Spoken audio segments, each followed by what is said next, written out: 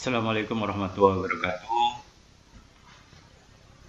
Jumpa lagi dengan saya Akadun dalam sesi perkuliahan Teknologi Administrasi Negara. Pada pertemuan kali ini kita akan membahas tentang klasifikasi teknologi. Seperti kita ketahui, teknologi merupakan bagian dari teori organisasi. Oleh karena itu, pada dasarnya klasifikasi teknologi ini juga kita akan membahasnya dari perspektif teori organisasi. Nah, pada intinya klasifikasi ini ingin mendapatkan sebenarnya cara terbaik untuk melakukan pengorganisasian. Jadi teknologi itu digunakan sebagai cara terbaik untuk melakukan pengorganisasian. Kegiatan pengorganisasian yang pernah kita belajar tentang desain organisasi berbeda dengan desain organisasi. Jadi kalau pengorganisasian itu dari awal kita mulai membangun suatu struktur organisasi ya. Nah, sedangkan kalau desain itu strukturnya sudah ada lalu desain ulang. Tapi produknya sama ya, hasil dari pengorganisasian maupun pendesainan organisasi itu adalah struktur organisasi. Nah, ada beberapa pakar yang membuat klasifikasi ini, paling tidak ada 3 yang mau kita bahas, yaitu Johan Woodward, Charles Perrow, dan James Thomson. Kalau Johan ini memfokuskan penelitiannya pada teknologi produksi, artinya teknologi yang digunakan oleh produksi pengolahan pada produksi manufaktur ya, di pabrik-pabrik. Charles Perrow memfokuskan pada teknologi pengetahuan. Nah, kalau ini bagaimana pengetahuan yang digunakan di dalam produksi sesuatu gitu ya, menggunakan teknologi apa. Yang kesimpulan keduanya mengatakan bahwa teknologi memulai struktur. Nah, pada dasarnya ini salah satu yang sangat penting, yaitu teknologi mempengaruhi struktur ya.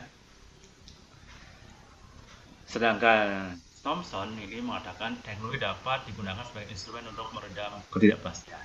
Nah, hasil penelitiannya itu bahwa teknologi itu dapat digunakan sebagai instrumen alat untuk meredam ketidakpastian. Contohnya, misalkan ada buyer yang mau membeli 1 juta pasang sepatu dalam setahun. Buyer itu ingin 3 kali pengiriman. Pertama kali 400.000 pasang, kedua 300.000 pasang, ketiga 300.000 pasang. Nah, coba bayangkan kalau hanya menggunakan manual. Nah, kira-kira ada orang yang sakit segala macam itu susah. Tapi kalau dengan teknologi menggunakan mesin gitu ya, itu bisa diperkirakan mesin yang dibutuhkan berapa, dalam sehari dapat berapa, nah, dalam sekitar 4 bulan itu dapat berapa 100.000 pasang. Jadi bisa diperkirakan. Jadi meredam apa? Ya tadi hal-hal yang pastilah gitu ya. Jadi teknologi itu bisa diperkirakan hasil produksinya berapa setiap hari, sehingga dalam 4 bulan itu bisa menghasilkan 400.000 pasang. 4 bulan kemudian bisa menghasilkan 300.000 pasang. Nah, itu bisa diredam gitu. Itu kesimpulan dari Thomson. Nah, baiklah, kita akan membahas terlebih dahulu apa yang dikemukakan oleh Johan tentang klasifikasi teknologi itu. Nah, untuk mengukur atau mengukur klasifikasi itu dengan menggunakan kriteria dan indikator seperti berikut. Pertama, mengukur relativitas tingkat kinerja perusahaan. Di perusahaan itu dibagi menjadi 3, ada yang di atas rata-rata, ada yang rata-rata, dan ada beberapa. Dan dimensi struktur ya, ingatkan dimensi struktur itu, perusahaan itu ada rentang kendali, jumlah tingkatan manajemen, hierarki ya, tingkat sentralisasi dalam pembuat keputusan dan gaya manajemen. Kriteria klasifikasi ini yang digunakannya adalah menggunakan kompleksitas teknik dalam perusahaan dalam proses produksi. Bagaimana kompleksitas tekniknya dalam produksi barang dan jasa. Perusahaan memiliki tingkat kompleksitas tinggi, apa yang disebut dengan perusahaan yang memiliki tingkat kompleksitas tinggi berarti hampir semua proses kerjanya menggunakan mesin. Nah, biasanya ada istilah kalau menggunakan mesin itu padat modal. Kenapa dikatakan padat modal? Ya, karena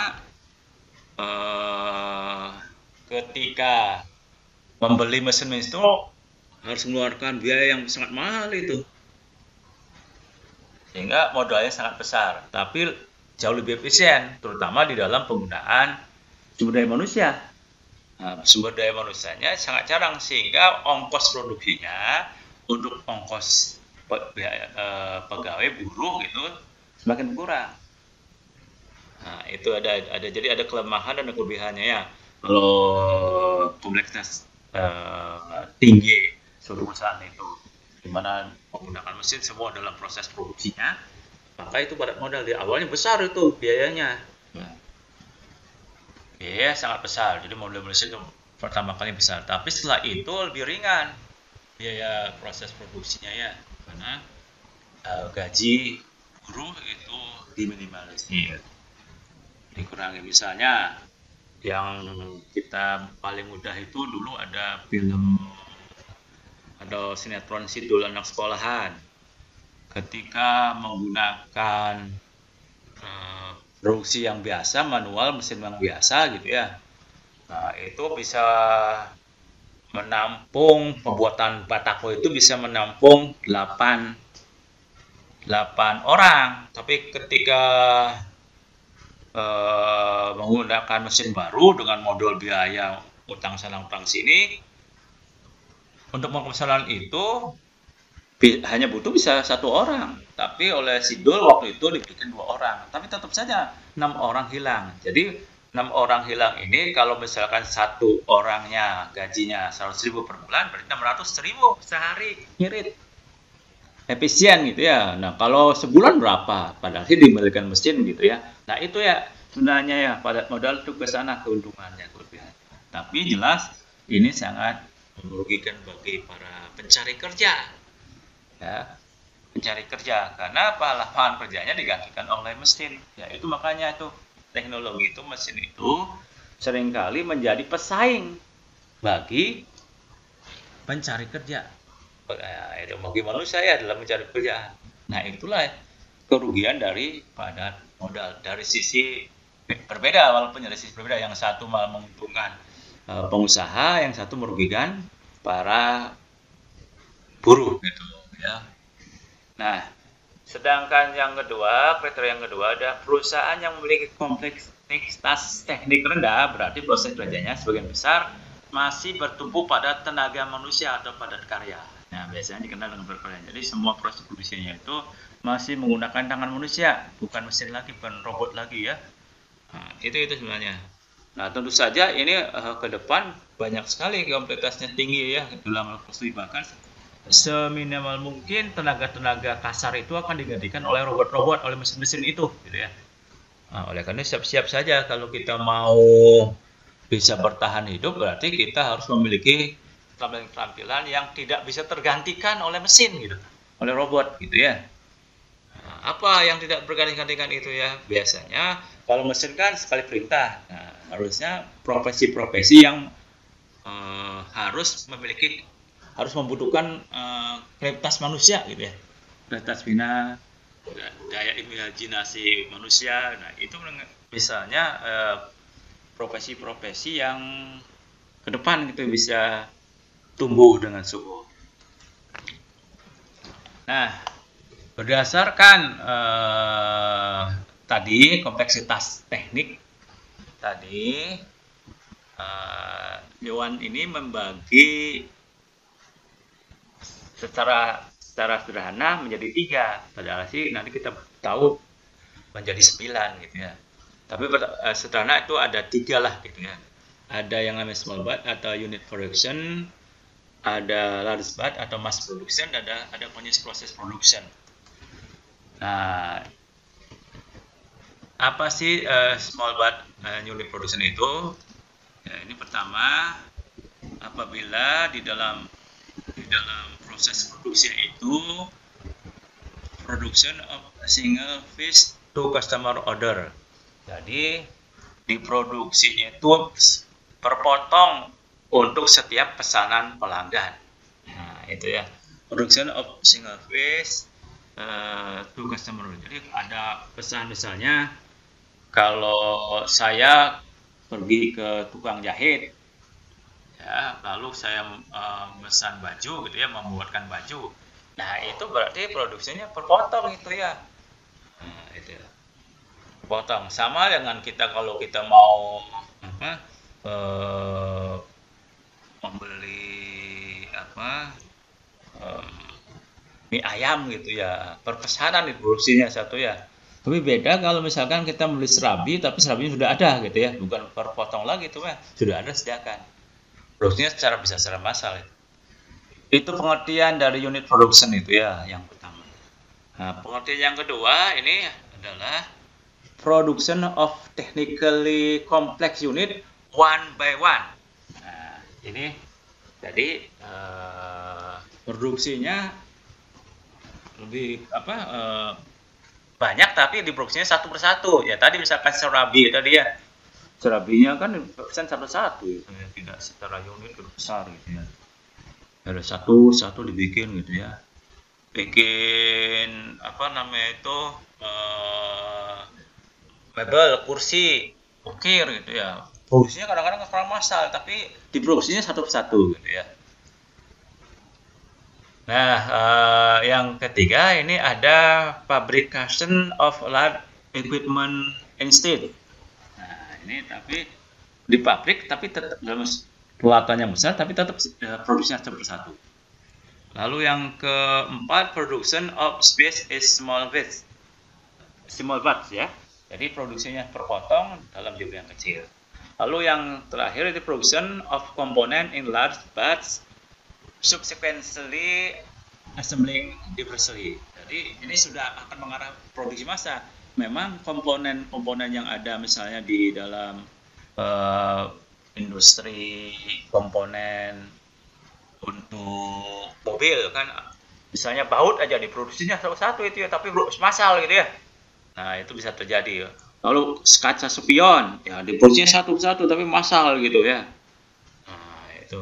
Nah, itu jadi sudah yang terakhir ini yang kelima ini sudah mau mengarah pada mass production itu sebenarnya ini. Jadi itu. Nah, yang large batch mass production itu adalah tadi yang kelima dari unit production itu masuk juga sebenarnya satu tahapan untuk mass production, yaitu production of large batch assembly line tipe. Jadi masih misalkan ada industri kipas angin gitu ya. Kalau mencuci kipas angin itu kan dia pertama kan ada dinamo dulu, terus ada yang lain. Nah, setelah itu dirakit. Nah, gitu ya. Nah, yang sebenarnya yang kedua itu mass production. Jadi mass produksi massal juga ya. Jadi diassembling kan itu dirakit itu massal itu biasanya sepeda motor, mobil gitu massal itu. Jadi orang itu sama semua, makanya jangan heran gitu ya sekarang itu kalau mobil salah satu merek gitu jadi banyak gitu ya. Nah, demikian juga sama semua gitu, kecuali yang membedakan warna gitu ya. Nah, yang ketiga ini mass production itu sudah mengarah kepada continuous process nih ya. Continuous process combined with the preparation of a product for scale by a large batch or mass production method.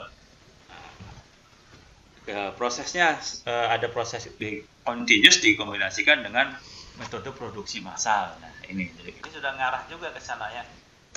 Nah, yang terakhir ini adalah continuous process production. Nah, jadi produksinya proses secara berkelanjutan ya. Nah, continuous process combined with the preparation of a product for scale by large batch or mass production method. Nah, ini yang ketiga tadi dari mass production ya. Lalu yang kedua itu continuous process production of chemical and batch. Jadi proses produksi di pabrik kimia. Nah, itu terus berjalan itu ya. Bukan berjalan gitu ya. Istilahnya ini continuous process itu berjalan. Produknya itu dari awal sampai akhir, misalkan produksi obat batuk gitu ya, dari awal sampai akhir itu tidak bisa hentikan di tengah-tengah gitu ya. Harus prosesnya obatnya itu ya dalam sirup atau tablet itu terus baru jadi gitu ya, tidak bisa dihentikan gitu ya. Salah satu rangkaian proses untuk membuat suatu produk itu. Nah, itu tidak bisa dihentikan. Nah, itu biasanya continuous process production. Lalu yang ketiga ini continuous flow production of liquid, gases, and solid. Jadi produksinya itu terus mengalir seperti industri gas atau parfum gitu ya, itu pasti akan terus berjalan gitu ya. Nah, coba kita bahas satu persatu dari small batch dan unit produksi itu adalah teknologi yang menghasilkan satu item untuk satu waktu atau beberapa item untuk satu waktu. Ya, tadi saya contohkan kerja menjahit tadi. Menjadi itu satu item untuk satu waktu tertentu atau beberapa waktu terus-terusan itu. Jadi pertama ada yang motong gitu ya. Pertama orang bikin ukurannya dulu, baru motong, menjahit kan itu ya satu item dikerjakan terus sampai selesai. Tapi juga ada juga pekerjaannya itu sekarang itu yang tukang ukur sendiri ya, tukang motong sendiri, tukang jahit sendiri, tukang ngepak sendiri, tukang setrika sendiri, tukang packing sendiri gitu ya. Lalu yang kedua, sejumlah kecil produk dihasilkan dari start sampai finish. Ya, tadi seperti tukang jahit itu ya, dari start sampai finish. Itu biasanya oleh satu orang itu, misalkan tukang asrabi itu bikin adonan sendiri gitu ya. Lalu dicetak sendiri, diambil sendiri. Nah, itu satu proses ya. Tukang mie ayam juga begitu ya. Tukang roti juga begitu ya. Jadi satu proses dia. Lalu organisasi yang menggunakan teknologi small batch atau unit production akan lebih berhasil ketika mereka mempunyai rentang kontrol lebih kecil. Nah, ini harusnya ya. Jadi kalau orang yang misalkan di suatu butik gitu ya, berbeda dengan suatu produksi pakaian di konveksi gitu ya.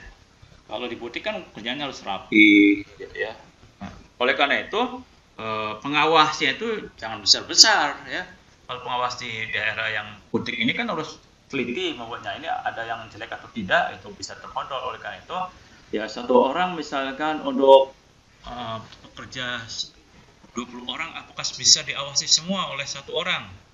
Nah, itu kemungkinan besar akan tadi kita lihat. Oleh karena itu mungkin saja menambah level manajemen di atasnya itu jadi 2 orang gitu, supervisornya itu. Makanya gitu ya, kalau beda gitu saja ini ya, ketika produksinya satu persatu gitu ya, harus teliti betul gitu ya. Berarti perlu 2 orang. Beda dengan di konveksi ya. Kalau di konveksi tentu saja karena kerjanya borongan gitu ya biasanya itu ya. Dan massal gitu, biasanya rentang kendalinya cukup besar. Satu orang misalkan 50 ada 50 pekerja gitu ya. Nah, beda dengan tadi satu orang 5 orang gitu. Jadi rentang kontrol kecil sehingga level manajemennya pun jadi semakin sempit gitu ya. Nah, itu berapa tingkat manajemen. Jadi berapa tingkatan manajemen yang kecil ya, mungkin juga hanya misalnya 5 orang lagi. Nah, pengawasnya itu kan punya atasan lagi gitu ya. Nah, berapa lagi atasan punya atasan lagi kan gitu. Nah, itu level manajemen gitu namanya itu ya. Nah, ketika mereka melaksanakan pembuatan keputusan secara desentralistik, nah ini sifat-sifat dari struktur organisasi yang organis. Jadi apa namanya itu, pengambilan keputusannya kalau yang kecil itu sangat-sangat diserahkan mereka. Bagaimana seorang dokter gitu ya menjalankan tugasnya itu diserahkan secara desentralisasi. Nah, yang selanjutnya ini berkaitan dengan lambat atau mass production. Teknologi produksi massal menghasilkan sejumlah produk identikal ya. Jadi produknya massal seperti kalau baju gitu ya, kaos itu ya mungkin sama persis warnanya, modelnya gitu, sampai kalau kita ketemu dengan orang yang pakai baju sama kan di malu kan ya, karena produksi massal tentu saja lebih murah, berbeda dengan kita pergi ke butik bayar ongkosnya aja mahal sekarang itu. Coba aja kalau kita beli batik ya, beli batik itu kadang-kadang ada yang 50.000 atau 60.000, padahal ongkos jahit untuk bikin batik itu 120.000 yang ada kadang-kadang tuh, sehingga lebih murah, tapi beda dong ukuran segala macam. Tapi kalau kita lihat agak puas kan, itu ada enak. Tapi kalau yang identikal kadang-kadang pakai baju pun ada yang ada yang jinjet sebelah gitu kan gitu. Nah itu jadi dengan rutinitas tinggi ya. Lalu sifatnya mekanistik dan prosedural, jadi ada langkah-langkahnya gitu ya di dalam. Misalnya teknologi perangkaian mobil. Nah ini ya, kira-kira yang mau dilakukan dulu apa untuk mobil? Apakah sasis dulu? Apa mesin dulu? Nah, tentu saja sasis dulu ya, prosedurnya itu. Baru mesin, baru pasang roda gitu. Jangan roda dulu ya, baru sasis kan bingung juga gitu kan. Ngambilnya di mana ya? Apalagi mesin dulu kan. Ada prosedurnya. Mekanistik. Ya, itu mekanistik artinya ada sebab akibat, pasang dulu dari urutan semua. Nah, lalu dengan produksi minuman dan makanan olahan ya sama ya, harus langkah-langkahnya apa dulu ya. Walaupun oleh di rakitnya itu prosedurnya itu ditentukan oleh mesin biasanya kalau produksi minuman dan makanan olahan itu. Itu yang pertama, ciri yang pertama. Yang kedua, pekerja secara repetitif melakukan sebagian tugas-tugas untuk menghasilkan output. Ya, tadi kalau merakit mobil gitu ya, itu ada yang masang sasis, ada yang masang mesin, ada yang memasang roda, ada yang memasang aksesoris. Nah, itu ke sana arahnya dah. Jadi setiap orang itu memiliki bagian masing-masing gitu ya. Itu mass production ya. Lalu yang selanjutnya, organisasi yang menggunakan teknologi mass production lebih berhasil ketika manajer mempunyai rentang kendali yang lebih besar. Ya tadi saya contohkan misalkan 1:50, 1:100. Apalagi kalau pakai CCTV, pakai intercom gitu ya, itu mungkin 1:500 pun bisa. Kita awal CCTV terus kalau ada kesalahan tinggal, itu ada apa? Berhenti kerja kan gitu. Nah, itu jadi bisa rentang kendali yang lebih besar. Dan ketika mereka membuat yang berusaha secara sentralistik, jadi apapun yang dilakukan oleh pekerja itu sangat ditentukan oleh pengawasnya kan gitu. Nah, ini kita bicara tadi ada mekanistik, ada organistik. Jadi pada dasarnya berkaitan dengan mekanistik dengan struktur organisasi yang mekanistik, terus organisasi yang organistik itu apa bedanya? Kalau dilihat dari definisi tugas ya, itu mekanistik itu kaku. Jadi sudah tentukan gitu, tidak boleh menyimpang dari atas ketentuan. Kalau menyimpang di atas ketentuan maka akan celaka biasanya. Misalnya saja kalau di pabrik konveksi gitu ya, ada pabrik pengolahan makanan, ada jelly gitu ya, kan ada itu bergerak terus tuh mesin itu sampai ada mesin pemotong gitu ya. Nah, syaratnya itu di tugasnya kita harus melakukan itu, jangan ngantuk, jangan rambut terurai gitu, harus terbungkus ya gitu ya. Maksudnya di rambutnya itu dibungkus pakai topi khusus gitu ya, supaya jangan terurai gitu ya, sehingga tidak masuk kita itu ketika ngantuk masuk ke ban berjalan gitu ya. Nah, itu bisa terpotong. Termasuk kalau rambut ke bawah masuk banyak, baru kita terikat lalu tertarik kan gitu ya. Nah, itu pernah ada kejadian yang seperti itu ya. ketika ngaduk rambut dengan panjang tentunya ya, terselip beban berjalan itu tertarik, ditarik semua jadi gundul teman-teman. Nah kalau divisi tugas di struktur organisasi yang organisik itu fleksibel, jadi tetap berubah. Nah komunikasinya itu vertikal kalau yang mekanis dari atas ke bawah gitu ya. Nah, jadi perintah saja gitu ya yang dilakukan. Kamu ngerjakan ini, kamu jangan berbicara lain gitu ya. Sudah kerjakan saja, kamu tuh tugasnya memotong, tugasnya mengambil gitu ya. Tugasnya packaging itu, perintah itu jangan bekerja yang lain gitu. Nah, kalau yang namanya organistik itu adalah lateral, dua arah, multi arah ya sebenarnya lateral itu. Jadi misalnya dokter ya di rumah sakit itu ada apa-apa ya bisa ngomong apa yang harus dilakukan, tindakan apa, operasi atau tidak ya dikonsultasikan dengan berbagai pihak gitu ya.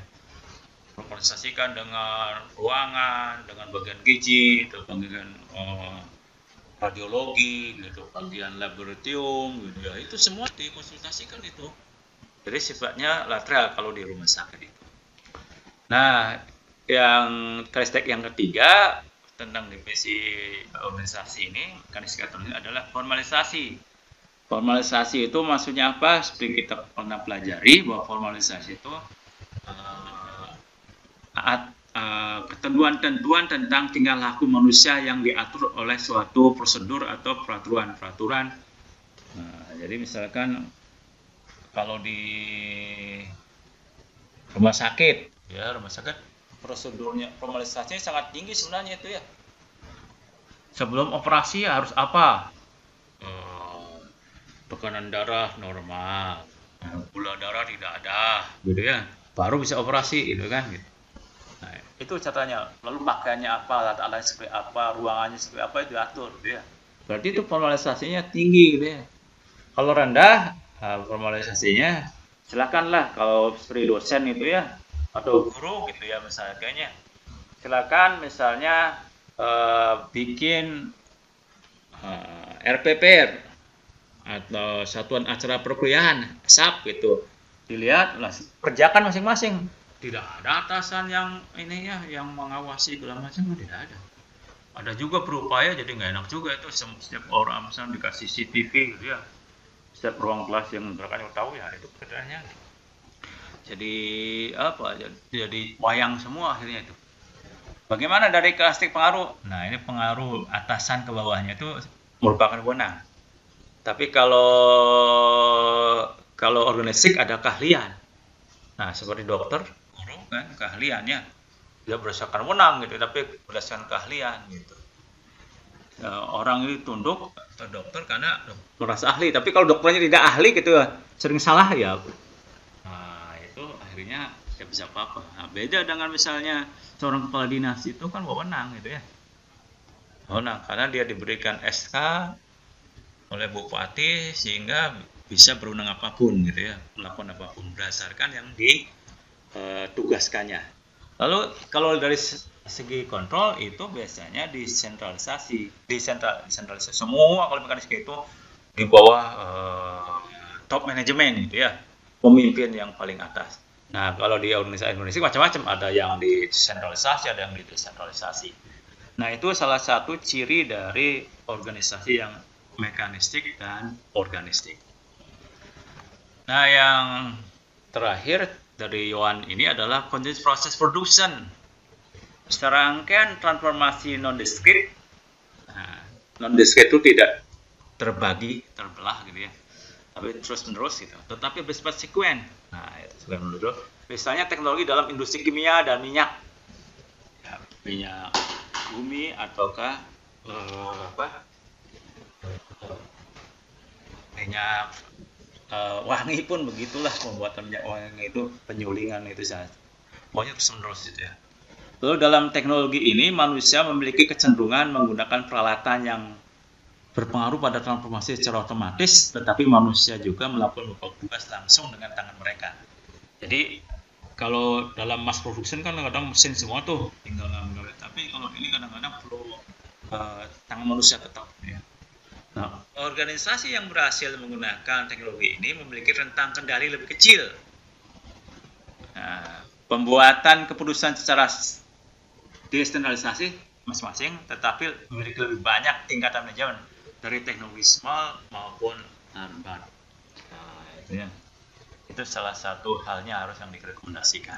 Nah, oleh karena itu hasil studi Woodward ini seperti ini ya, bahwa kalau dari dimensi strukturalnya itu dari jenjang produksi, jenjang hierarkinya itu, kalau unit produksi itu 3 hierarkinya itu tadi misalnya direktur utama, manajer, supervisi, baru pegawai gitu ya.